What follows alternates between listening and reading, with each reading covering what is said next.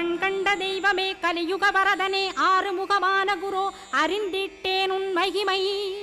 இக்கணமே வருவாய் என் ஸ்கந்த குருவே நீ என்னை காத்திடவே எனக்கு நீ அருளிடவே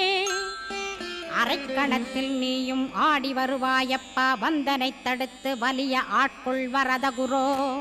அன்பு தெய்வமே ஆறுமுகமானவனே சுப்பிரமணியனே சோகம் அகற்றிடுவாய் ஞானஸ்கந்தரே ஞானம் அருள்வாய் நீ ஞான தண்டபாணியே என்னை ஞான பண்டிதனாக்கிடுவாய்